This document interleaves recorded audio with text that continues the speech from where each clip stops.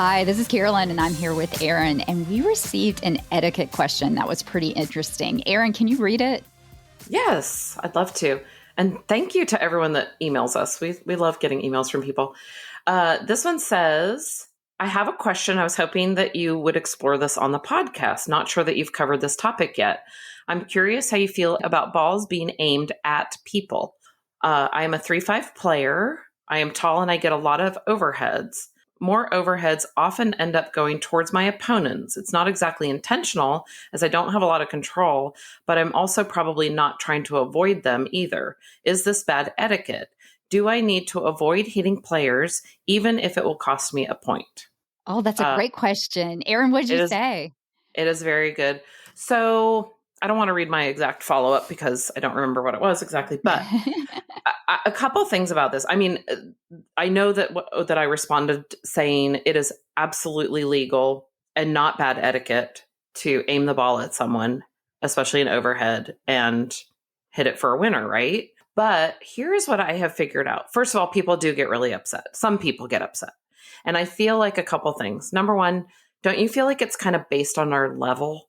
Yeah. So I feel like at the lower levels, people get upset. Someone was trying to hurt me. Someone aimed the ball at my face. You know, you get all kinds of that, right? People get really upset on the court. I have found, being moved up to 4-0 a couple of years ago when you and I were both moved up, that it is more than often someone will apologize if they've hit a ball at me, or if I've hit a ball at someone, I'll apologize. And the other person most of the time says, no, that was the right play. Yes. Don't apologize for it. That was the right way to win the point, basically. So I think a couple things. Number one, people do kind of put up their hand, or, you know, some of us go, oh my gosh, I'm so sorry. I was aiming for the alley, but I don't have great aim. So I hit it right at you.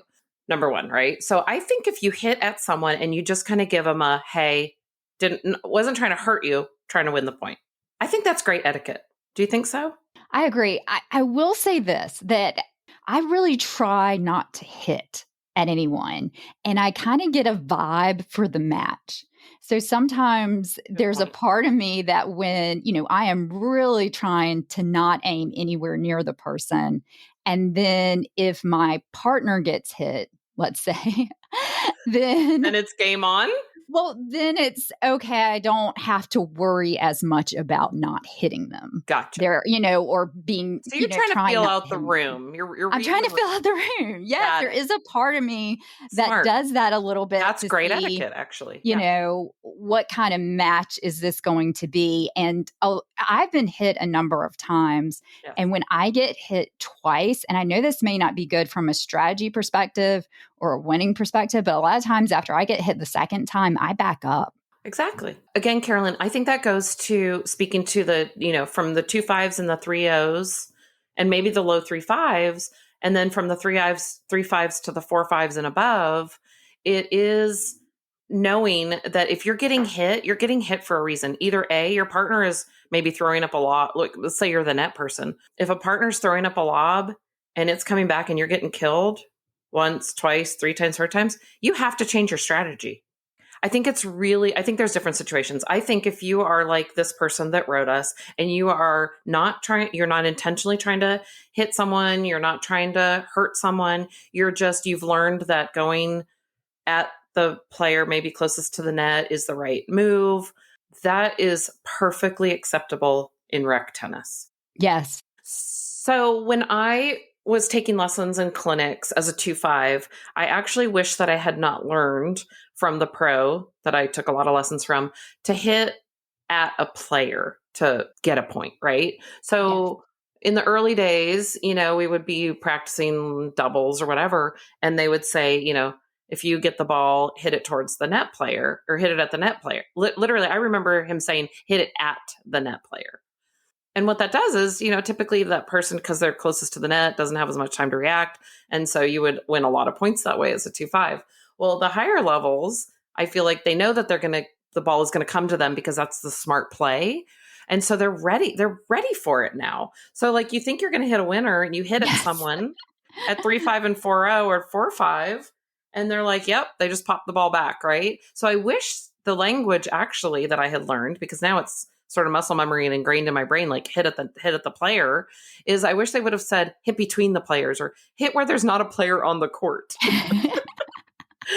Because even when I was in Costa Rica, we worked a lot on defending against overheads. And, your first line of defense is move back. But a lot of times you can't be back far enough where you're still not going to get hit at.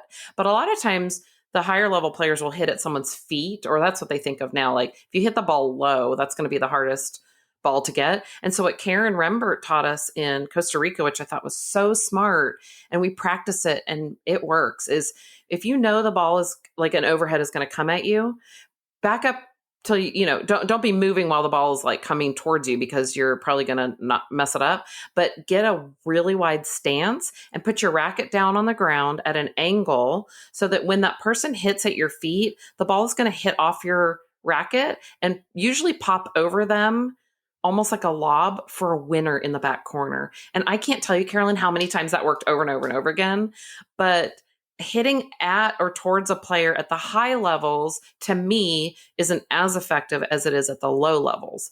But I will say the people that get hit at the low levels and lose a point are the ones that are always upset about it.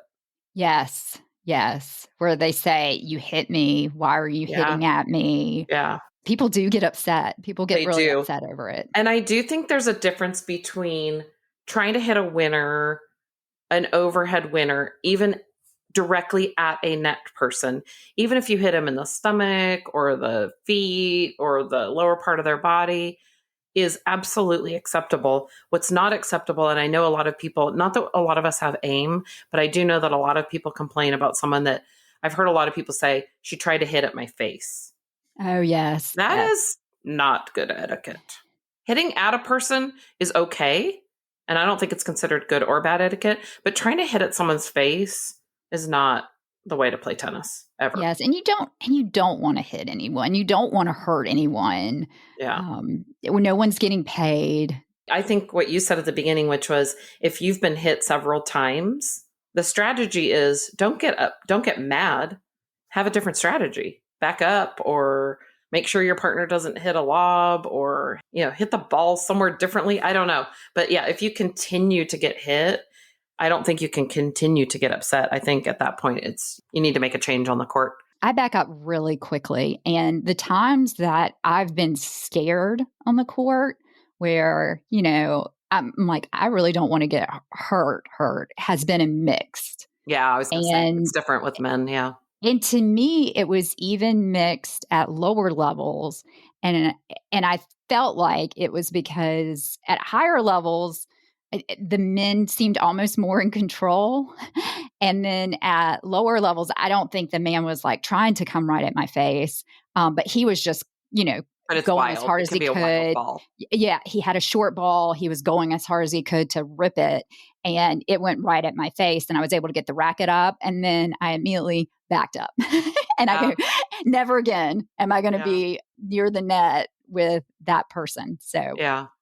Well, and the other thing too, I just thought about this, but you have a really good attitude about getting hit at. I don't know if you even know this, or I know you remember this. I know you'll remember the story when I say it, but Carolyn and I were playing a playoff match together for our team to make it to states. And we were playing against these two women who were very serious about the match. We were all very serious about the match. This was to go on to this is for the state tournament. This is for the state tournament where we were going to get a towel. You get a medal if you win. Yes, medal. That's true. But if we won our local league, we were going to get a towel or a shot glass or a bag tag. I mean, we were going for it, right? It's for everything. It's for everything. We were going for it. So Carolyn and I were playing together, and I remember, like I said, our opponents were very, just business-like, right? There was no niceties. There was no, giggling, talking about children. There was nothing. We were there to play tennis, win a match, and move on to states. And Carolyn, I don't know how, but somehow Carolyn got hit. I probably threw up a bad lob or sent it right to the net player, and the net player hit Carolyn. I kind of think it was like stomach area-ish. I think you probably got your racket just because you have such quick reflexes. And I remember her kind of putting her hand up saying, apologizing, like, I didn't mean to hit you, like at your chest or, whatever. And you said, do you remember this? You said to her, no, do it. Hit me again. That was smart. Or, something to like ease the tension. Oh, yes. I remember You remember that. I was that? like, that's a great shot. It was a Great great shot. Do it again. I remember you specifically saying like, do it again. That was smart, or something like that. That cut the tension of that court to the point where after the match was over and you and I lost, I don't know if you remember that about it. They were so nice to us. Like, it was like you got immediate respect from that person because you weren't like, I can't believe you'd hit me at the net. You didn't cause an argument. You didn't say that's bad etiquette. You shouldn't hit me. You said, that's smart.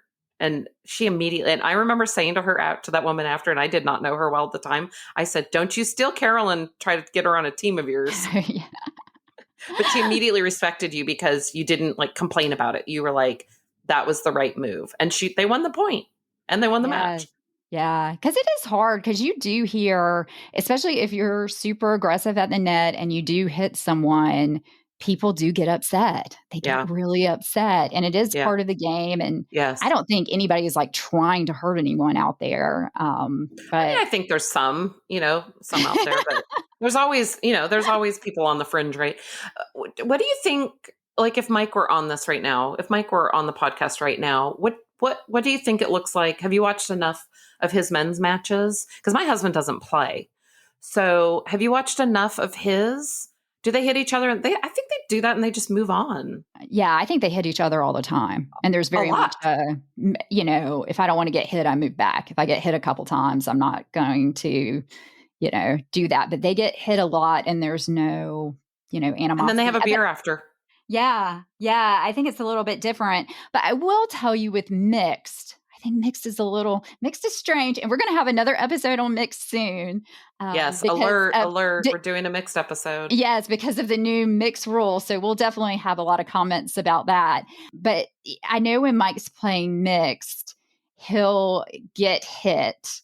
The woman will hit the ball and the man may hit it right, like nail him at it, and he's like, what are we doing here? He tries, especially in mix, not to hit anyone, not to, yes. So you're saying his woman partner will hit a ball, hit it to the man, and the man will basically, like, it's a weak shot. And so Mike pays the cost because the guy will take the opponent guy will take the ball and hit it right at Mike for a winner. Yeah. So like the 3-0 woman hits the ball. Right. And then if Mike were playing 7-0 mixed and then the guy nails Mike with the ball. Right. So I do think there's a little bit of like, what are you doing?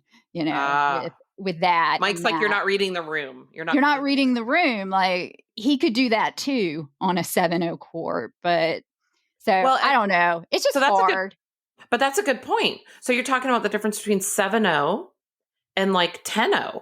I guarantee those people hit each other all the time. So it's a difference it's a difference between like 2-5 to 4-5.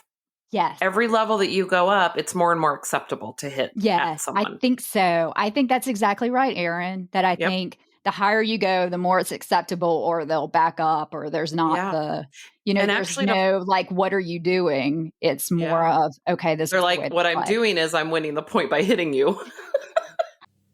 Please let us know what you think. Are you more like that jerk just hit me, or it's okay if you hit me as long as you don't hit it in my face? Or do you think it changes based on level or what you're playing, such as mixed, or is it just part of the game? You can message us on our website, which is secondservepodcast.com. Thanks so much for listening and hope to see you on the courts soon.